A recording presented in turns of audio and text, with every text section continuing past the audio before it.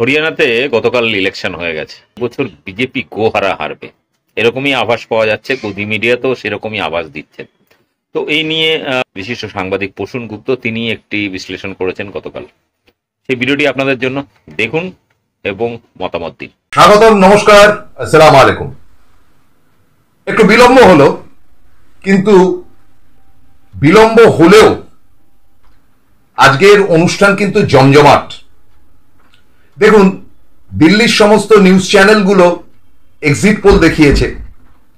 NK ডিজিটালের পক্ষ থেকে আমরা কিন্তু এক্সিট পোল 2024-এর লোকসভাতে বারবার দেখিয়েছি এবং আপনাদের সামনে তুলেও ধরেছি। কিন্তু আমরা যে এক্সিট পোল দেখিয়েছি তার আগে প্রবীর বিশ্বাস যেটা স্টেটের ওয়াইজ দেখিয়েছিল, যে তার যে ক্যালকুলেশন ছিল প্রবীর বাবু, যে 31টার থেকে 32টার মতন আসন পাবে, সেটা খুব ব্যাড লাক। সেটা তৃণমূলের ত্রুটিতেই 2টি আসন খোয়া গেছে। যাই হোক, 30টি আসন ইন্ডিয়া জোট পেয়েছিল। সেই দিক থেকে তো প্রবীর বাবু পারফেক্ট, এবং মাননীয় মুখ্যমন্ত্রী মমতা বন্দ্যোপাধ্যায় অ্যাপ্রিসিয়েট পর্যন্ত করেছিলেন আমাদের এই ডিজিটাল ওয়ার্ল্ডকে। অ্যাট দ্য সেম টাইম আমি যেটা দিল্লির করেছিলাম, আমার দিল্লিটা করতে ভাল লাগে, তাতে কিন্তু এই এনকে ডিজিটালে আমি পার্টিকুলারলি বলেছিলাম যে বিজেপি জাদা সে জাদা 240 তাকে পার হবে না। সেটা যুক্তি গ্রাহ্য নানান দিক থেকেই বলেছিলাম। আজকের যে অনুষ্ঠানটা করতে চলেছি সেটা হচ্ছে এনকে ডিজিটালের সমীক্ষা। আমরা কিন্তু বুথ ফেরত সমীক্ষা বলছি না, কারণ বুথে বুথে আমাদের পক্ষে হরিয়ানা বা জম্মু কাশ্মীরে পাঠানো সম্ভব না। কিন্তু তাহলে আমরা কিভাবে বার করতে পারছি, যে বিভিন্ন আপনারা চ্যানেলগুলো দেখেন, ইউটিউব যেগুলো দেখেন, তাদের অনেকের সঙ্গে আমাদের একেবারেই দীর্ঘসূত্রিতা আছে। এবং আপনারা জানেন যে প্রবীরবাবু সম্প্রতি দিল্লিতে গিয়ে সেই সম্পর্ক আরো ভালো করে এসছেন। এবং আমার যে সতীর্থ রয়েছেন বন্ধু, এই ট্রেডের না হলেও অন্য ট্রেডে, অজয় মুখার্জি ইত্যাদিরা, তারা সমীক্ষাগুলোকে সার্চ করেছে, দেখেছে। এবং সমীক্ষাগুলো আমরা যেভাবে নানান সমীক্ষা দেখেছি, সেখানে এবিপি থেকে শুরু করে, মানে সি ভোটার অ্যান্ড আদার্স থেকে শুরু করে প্রত্যেকটা চ্যানেলের এক্সিট পোল যেগুলো দেখেছি, এবং দেখার পর যেটা আমাদের মনে হয়েছে যে ত্রুটি কিন্তু রয়েছে। মানে গতবারের মতন বাড়াবাড়ি বা মারাত্মক রকম ভুলভাল নিউজ কিন্তু তারা সাপ্লাই করেননি, এটা ঠিক মেনে নিচ্ছি। কিন্তু বলতে দ্বিধা নেই যে এবারে কিন্তু তারা খানিকটা মানে প্রকৃতিস্থ হয়েছে এবং সঠিক কথাটা বলবার চেষ্টা করেছে। তাই আমাদের আজকে অনুষ্ঠানটা জিজ্ঞাসা চিহ্ন দিয়ে, ফের মোদির পতন আর বুথ ফেরত সমীক্ষা, আমাদের কাছে শুধু সমীক্ষা, ফের পতনের পথে মোদি। আজকের অনুষ্ঠানের নাম ফের পতনের পথে মোদি। কেন এই কথাগুলো বললাম, তার আগে একটুখানি পেছনে যাওয়া যাক। লোকসভা নির্বাচনের সময় পশ্চিমবঙ্গের মানুষ তো বটেই, বিভিন্ন জায়গার মানুষ এবং তৃণমূলের তাবৎ তাবৎ নেতারাও ঘাবড়ে গিয়েছিলেন এক্সিট পোল দেখে, যে তারা দেখেছিলেন 350 কেন 400-র কাছাকাছি আসন পেয়ে গেছে। এবং প্রায় প্রত্যেকটি দিল্লির ন্যাশনাল চ্যানেল সেগুলো দেখিয়েছিল, যাদেরকে গদি মিডিয়া বলা হয়। আমরা কিন্তু কাজ করেছিলাম, যারা গদি মিডিয়া থেকে বেরিয়ে গিয়ে এই ধরনের ডিজিটাল ওয়ার্ল্ডে এসছেন, পোর্টাল নিউজ যারা করছেন, তাদের সঙ্গে যোগাযোগ রেখে কুমার থেকে শুরু করে, রবিশ কুমার থেকে শুরু করে বিভিন্ন জায়গাতে AAA একটা চ্যানেল রয়েছে, তাদের সঙ্গে কথা বলে বা বিভিন্ন সূত্র থেকে আমরা কিন্তু একটা ক্যালকুলেশন করে দেখিয়েছিলাম যে একক সংখ্যাগরিষ্ঠতা বিজেপি পাবে না। কিন্তু তারা যেটা দেখিয়েছিল, তারপরে মানে সারা ভারতের তো বডি, পশ্চিমবঙ্গের বিভিন্ন ক্ষেত্র থেকে মামাসি করে ছেড়ে দেওয়া হয়েছিল এই গদি মিডিয়াকে। তাতে যে তাদের খুব সম্বিত ফিরে পেয়েছে বা লজ্জা পেয়েছে এমনটি নয়, কিন্তু একেবারেই শনিবার দিন তারা যে এক্সিট পোলগুলো দেখিয়েছে সেখানেও ত্রুটি। এত বড় কথাটা বলছি, কোন কোন জায়গায় ভোটটা হলো। একটি হচ্ছে জম্মু কাশ্মীরের 90টা আসন। আপনারা জানেন যে দীর্ঘদিন ধরে জম্মু কাশ্মীরকে অবহেলিত করে রাখা হয়েছে, বিশেষ করে কাশ্মীরের মতন জায়গাকে, এবং সেখানে রাষ্ট্রপতি শাসন চালানো হচ্ছিল। ফলে এটা দুভাগে ভাগ রয়েছে, মানে কাশ্মীর অঞ্চল অর্থাৎ পাহাড়ের উপর যে অঞ্চলটি রয়েছে সেখানে রয়েছে 47টি আসন, আর জম্মু অর্থাৎ গ্রাউন্ডে যেটি রয়েছে সেখানে রয়েছে 43টি আসন। এই 43 এবং 47 মিলিয়ে জম্মু কাশ্মীরের টোটাল সিট হচ্ছে 90। এবং দেখুন কি মজাদার ব্যাপার, হরিয়ানাতেও কিন্তু 90টি আসন। গতবারে হরিয়ানাতে কিন্তু একক সংখ্যাগরিষ্ঠতা বিজেপি না পেলেও তারা কিন্তু জোট করে একটা লোকাল পার্টি, হরিয়ানার একটি লোকাল পার্টি হরিয়ানা বিকাশ নাকি ঘোড়াডেল, তাদের সঙ্গে জোটফোট করে তারা কিন্তু গভর্নমেন্ট চালিয়ে গেছে এবং এই মনোহর খট্টরকে তারা মুখ্যমন্ত্রী করেছিল। এখানে কিন্তু আমি হরিয়ানার ব্যাপারে পরে আসবো, তার আগে কাশ্মীরের ব্যাপারটা বলি। আমাদের সার্ভে যেগুলো আমরা পেয়েছি, যে সহযোগিতা পেয়েছি, সেগুলো ডিটেলে যাই। দেখুন, দুভাগে ভাগ করা হয়েছে, একটা হচ্ছে কি জম্মু, একটা হচ্ছে কাশ্মীর। জম্মুতে সাধারণত বিজেপি বিরাট ভোট পায়, মানে 43টি আসনের মধ্যে তারা অন্তত 40টি আসন দখল করেছে। এর আগে বিগত দিনে দেখেছি আমরা, 40টি না হলেও 38 থেকে 40টি আসনের মতন তারা দখল করতে পেরেছিল। এবং কাশ্মীরে গিয়ে যেটা হয়েছে, কাশ্মীরে গিয়ে তারা ধাক্কা খেত, কিন্তু সেখানে তারা পিডিপি বা ওই যেটা ন্যাশনাল কনফারেন্স আর কংগ্রেস, এদের যে একটা জোট বা মিল রয়েছে, সেখানে তারা কিন্তু খুব একটা সুবিধা করতে গতবারে না পারলেও একটা মিলিঝুলি গভর্নমেন্ট চলছিল, সে গভর্নমেন্টটাকে ফেলে দেওয়া হয়েছে। এই পিডিপিদের যেটা রয়েছে সেটা হচ্ছে মেহবুবা মুফতি তার দল, যাদের প্রধান শত্রু কাশ্মীর বা উপত্যকায়, যাদের প্রধান শত্রু কিন্তু ন্যাশনাল কনফারেন্স। কিন্তু দিন পাল্টেছে, সময় পাল্টেছে, মোদি রাজের উপর বিরক্ত মুসলিম সমাজ। এবং আপনারা জানেন যে এই পাহাড়ের উপর কিন্তু প্রায় 80% বিভিন্ন জায়গায়, সব জায়গাতে না, বিভিন্ন জায়গায় কিন্তু 80% মুসলিম ওই 47টি আসনের মধ্যে। পক্ষান্তরে 43টি আসনের মধ্যেও কিন্তু মুসলিম রয়েছে জম্মুতে, তার পার্সেন্টেজ কম, এই 15 to 18% মুসলিম থাকবে, বাকি হিন্দু। কার্যত এই দুটি জায়গায় একটা ন্যারেটিভ কাজ করে, সেটা খুব অদ্ভুত।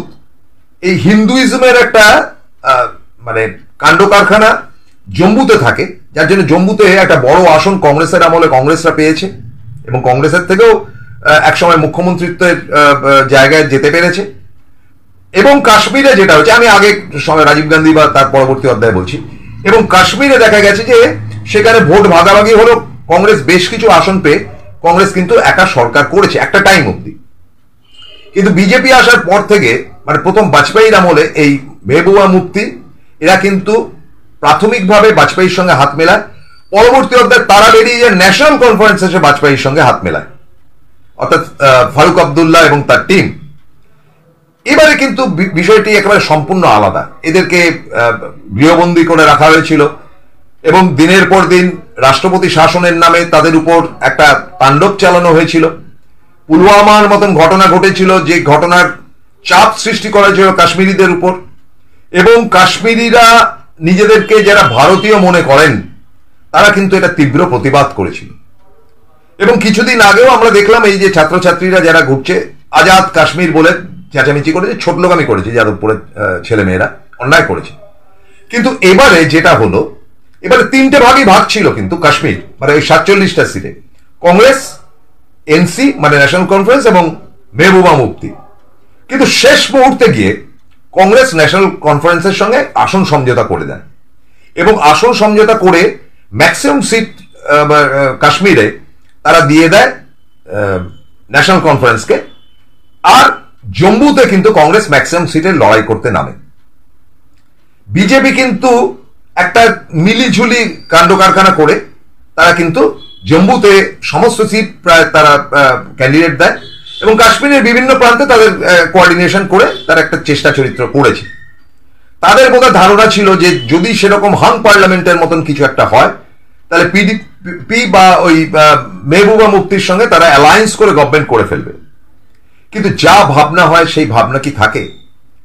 মনে রাখতে হবে, মোদি চাপে আজকের অনুষ্ঠানের নাম এ কারণে দিয়েছি যে এটা মোদির প্রেস্টিজ।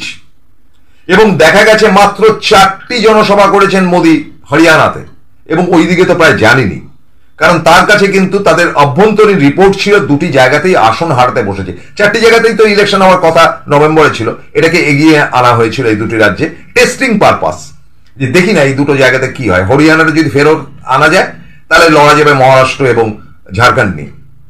কিন্তু তাদের যে রিস্কটা তারা নিয়েছিলেন দুটি জায়গাতেই তারা কিন্তু খারাপ রেজাল্ট করছে। একটা ওভারঅল সার্ভে পাওয়া যাচ্ছে যেটা, সেটাই আপনাদের সামনে তুলি। যে 47টি আসন কাশ্মীর উপত্যকায় রয়েছে, সেখানে দেখা যাচ্ছে যে 90টা আসন, মানে 46টা আসন পেতে হবে যে কোনো দলকে গভর্নমেন্ট করতে গেলে।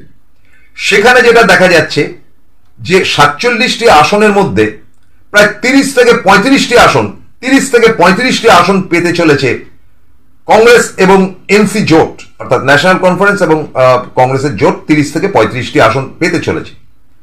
সেখানে 5 থেকে 10টি আসন পেতে পারে মেহবুবা মুফতির দল, এবং সেখানে বিজেপি একটি আসনও পাচ্ছে না বলেই খবর 47টি আসনের মধ্যে। তাহলে 30 থেকে 35-এর মধ্যে আমি 32 থেকে 33টি আসন যদি আমি ওপরে তুলি, তাহলেও কিন্তু 16টি আসনের মতন ডিফারেন্স একটা থাকছে। যদিও এটা কার্যকরী হবে না, কারণ প্রচুর নির্দল সেখানে রয়েছে, সেটা ম্যানেজেবল। তলায় যেটা দেখা যাচ্ছে যে এই 43টি আসনের মধ্যে 43টি আসনই পেতে হতো বিজেপিকে, এবং ওপর থেকে যদি কোনো অ্যালায়েন্স করে বা মেহবুবা মুফতির সঙ্গে অ্যালায়েন্স করে কোনো রকমের গভর্নমেন্ট করা যেত তাহলে হতো। বিজেপি ধরেই নিয়েছিল যে আমাদের কোনো মুখ্যমন্ত্রী ওখানে হবে না জম্মু কাশ্মীরে, কাউকে এটা ম্যানেজ করতে হবে। কিন্তু দেখা যাচ্ছে শেষ মুহূর্তে কংগ্রেস ভালো রেজাল্ট করেছে, যেটা আমরা জানতে পারছিলাম যে কংগ্রেস ভালো রেজাল্ট করছে। কংগ্রেস অ্যালায়েন্স এই 43টি আসনের মধ্যে 16 থেকে 17টি আসন পেতে চলেছে। 16 থেকে 17 এবং ওপরে যদি 32টি আসন তারা পায়, তাহলে কিন্তু এনসি এবং কংগ্রেসের জোট গভর্নমেন্ট করে ফেলছে। অর্থাৎ তারা প্রায় 47 থেকে 48টি আসন সেখানে পাচ্ছে। যদি দু একটি কম হয় তাহলে পিডিপি কিন্তু তাদের সাহায্য করবে বা সহযোগিতা করবে। অলরেডি কিন্তু কথাবার্তা শনিবার দিন রাত্রিবেলাই হয়েছে যে কোনোভাবে বিজেপিকে আটকাও, বিজেপি আমাদের কমন এনিমি। এবং এনসি জোট কিন্তু আপনারা জানবেন যে এই ইন্ডিয়া জোটের মধ্যে রয়েছে, যেটা মমতা বন্দ্যোপাধ্যায়কে সাপোর্ট করতে হয়েছে এই জোটকে, এবং মমতা বন্দ্যোপাধ্যায় তাদেরকে সাপোর্টও করেছেন। তাহলে ব্যাপারটা যেটা দাঁড়াচ্ছে যে খুব দুর্ঘটনা না ঘটলে এই জোট, অর্থাৎ এনসি এবং ন্যাশনাল কনফারেন্স এবং কংগ্রেস জোট সেখানে গভর্নমেন্ট করতে চলেছে। আপনারা লিখে রাখুন, যদি 2-4টি আসনের এদিক ওদিক হয়, এবং অধিকাংশই দেখাচ্ছে এরা 35 থেকে 40, ওরাও 35 থেকে 40, এরকম হয় নাকি রেজাল্ট? দুটো কি করে একসাথে হয়? সেভাবে হয় না। যদি হাং কন্ডিশনও আসে, তাহলে পিডিবি কিন্তু বিজেপির সঙ্গে হাত মেলাবে না। কিন্তু ওই টাকা পয়সা, ভয়, চমক ইত্যাদি ব্যাপার যদি হয় সেটা আলাদা। এখন কিন্তু কাশ্মীরি যারা পলিটিক্যাল পার্টি, তাদের কাছে একটি ব্যাপার পরিষ্কার হয়েছে, খুব চমক ধমকে কাজ হবে না, কারণ মোদির সেই শক্তি নেই। মোদির সেই শক্তি নেই, কারণ তারা 240-এ দাঁড়িয়ে রয়েছে। আর সিবিআই, ইডি দেখুন, তাদের কাছে খবর রয়েছে যে এখানে কেষ্ট মন্ডল থেকে শুরু করে বিভিন্ন লোককে ছাড়তে হচ্ছে, এবং তাদের কাছে আরো টাটকা উদাহরণ, আপ পার্টির লোকেরা এক এক করে ছাড়া পেতে পেতে প্রায় সবাই ছাড়া পেয়ে গেছে। ফলে তারা এখন আর সিবিআই, ইডিকে ভয় পাচ্ছে না বা পাত্তা পাচ্ছে না। কাজে কাজে এটা ধরে নিতেই হয় যে মোদির পতন কিন্তু কাশ্মীর এবং জম্মু এবং কাশ্মীরে তার পতন অনিবার্য। জম্মুর একটা ইন্টারেস্টিং ব্যাপার আছে যে আর্মি বেস একটি জায়গা রয়েছে, সেখানে পাঞ্জাবিদের বাস রয়েছে। পাঞ্জাবিরা কিন্তু একেবারে ভয়ঙ্কর চটা। তাদের ভোট যদি চলে আসে, তাহলে এই 43টি আসনের মধ্যে থেকে অন্তত কংগ্রেস অ্যালাইজরা 18 থেকে 20টি আসন অব্দিও চলে যেতে পারে। এত অব্দিও আপনাদের বলে রাখলাম। Very interesting. মঙ্গলবার দিন তার রেজাল্ট বেরোবে, আমরা অপেক্ষা করব। কিন্তু আমরা আমাদের এনকে ডিজিটালের পক্ষ থেকে জানিয়ে দিচ্ছি যে সেখানে মোদির আসার ক্ষমতা একক শক্তিতে অসম্ভব। লিখে রাখুন। চলে আসে হরিয়ানাতে। হরিয়ানাতে আমরা বুঝতেই পারছিলাম, প্রবীরবাবুও একটা ইয়ে করেছিলেন যে হরিয়ানাতে পতন হচ্ছে, কিন্তু পতনটা কিভাবে? দেখুন, স্ট্রাকচারাল ওয়েভলেন দিয়ে হরিয়ানাকে কিন্তু আপনাদের অ্যাসেস করতে হবে।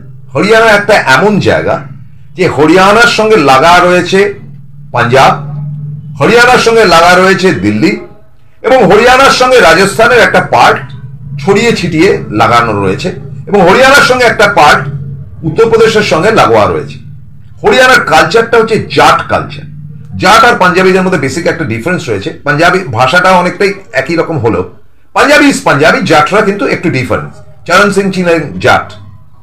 এবার প্রবলেম যেটা হয়েছে, জাট এবং পাঞ্জাবিরা এক একটা হয়ে গেছে। কবে থেকে হয়েছে?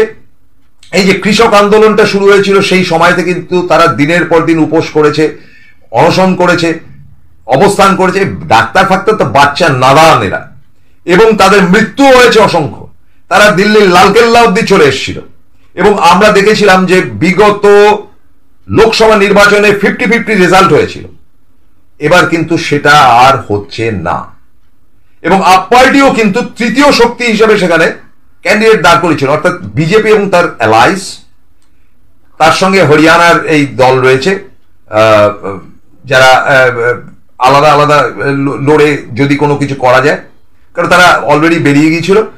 কংগ্রেস কিন্তু একা লড়েছে, এবং কংগ্রেসের শক্তি সেখানে বৃদ্ধি হয়েছে।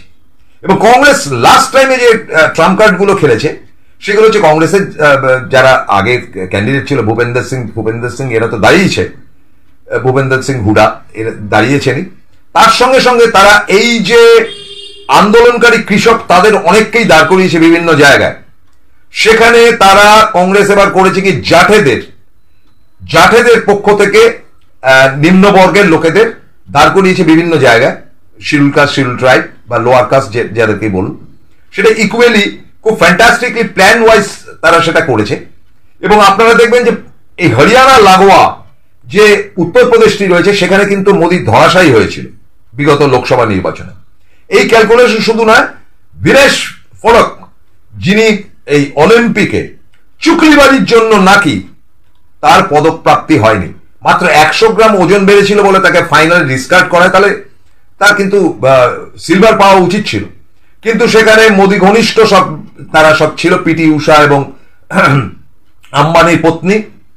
তারা কি করেছিল ঘোটালা, এখানে এসে পরিষ্কার ভোগট বলেছিল যে আমি আর এদের মধ্যে নেই, এবং তিনি ধরেই নিয়েছেন যে এটা একেবারেই সরকারের পক্ষ থেকে তাকে টাইট দেওয়া হয়েছে, যেহেতু তিনি আন্দোলন করেছিলেন ওই যে কুস্তিগিরদের সঙ্গে যে অসভ্যতামি বিজেপির সাংসদ করেছিল, তাদের শ্লীলতাহানি করেছিল, সেই জন্যই তাকে টাইট দেওয়া হলো বলেই ধরে নেওয়া হচ্ছে।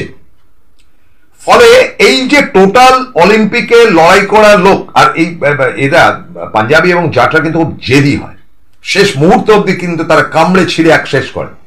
তাদের কাছে খুব ইজ্জতের ব্যাপার হয়েছে, বিশেষ করে বীরেশ ফোড়ককে যে এবার সরিয়ে দেওয়া হলো, এতেও বিস্তর চটেছে তারা। তার সঙ্গে তো সংযুক্ত রয়েছে কৃষি আন্দোলন এবং আদার্স, এই সব মিলিয়ে একটা বিশাল ব্যাপার হয়েছিল। আবার 90টি আসন, ফলাফলের দিকে যেটা আমরা আমাদের সার্ভেটা বা আমাদের বিভিন্ন যে সংস্থাগুলো রয়েছে দিল্লির সঙ্গে, তাদের সঙ্গে কানেক্টিভিটি করে একটা কমন সার্ভে আমরা বা সমীক্ষা আপনাদের সামনে তুলে দিচ্ছি। এই 90টি আসনের মধ্যে বিজেপি টুকরা টাকরা করে খুব বেশি হলে 20 থেকে 22টি আসন পেতে পারে, আবার লেস দেন 20 to 22 -5ও হতে পারে, 17 থেকে 18তেও নেমে যেতে পারে। অবাক হবেন না, 17 থেকে 18তেও নেমে যেতে পারে। তৃতীয় শক্তি যেটা রয়েছে, ওই যে আগরুম বাগরুম করে বিজেপির সঙ্গে যারা অ্যালাইজ ছিল, তাদের আসন পাওয়ার সম্ভাবনা অত্যন্ত কম, 3 থেকে 5টির বেশি আসন তারা পাবেন না। এবং ম্যাক্সিমাম চ্যালেঞ্জ যেটা দেখাচ্ছে যে 55 to 57, আমরা কিন্তু উল্টো পথেই হেঁটে সার্ভে করলাম, এবং সার্ভে করে যেটা জানতে পারলাম বিভিন্ন জায়গা থেকে কথা বলে তাদের সঙ্গে আলোচনা করে, তারা পুরো বনবন করে পুরো হরিয়ানা ঘুরে বেরিয়েছে দিল্লির লোক। তারা যেটা জানাচ্ছেন যে তাদের সার্ভেতে 60+ পাচ্ছে কংগ্রেস একাই, এবং অবাক হবেন না যদি 65 অব্দি তাদের সিট উঠে যায়।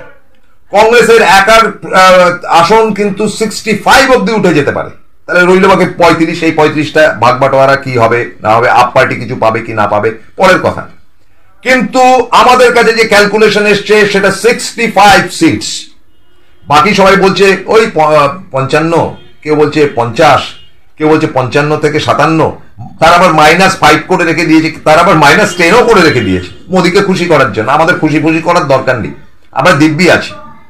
কাজে এইটা আপনাদের অ্যাসিওর করে বলছি যে হরিয়ানাতে খুব খারাপ রেজাল্ট করতে চলেছে মোদী, এত খারাপ রেজাল্ট করতে চলেছে যে তার মুখ পুড়ছে মানে তাদের দলের, এবং তারা প্রচুর করেননি যে তারা প্রচুর প্রচার করেছে, প্রচারের ফল হচ্ছে একেবারেই তাদের বিপরীতে গেছে। কারণ তারা চোটেই ছিল, তারা অপেক্ষা করছে যে কবে মোদীকে বা মোদী সরকারকে, কেন এই সরকারের এই ব্যাপার তো চলছে, বা এই এনডিএ সরকারকে হারানো যায়।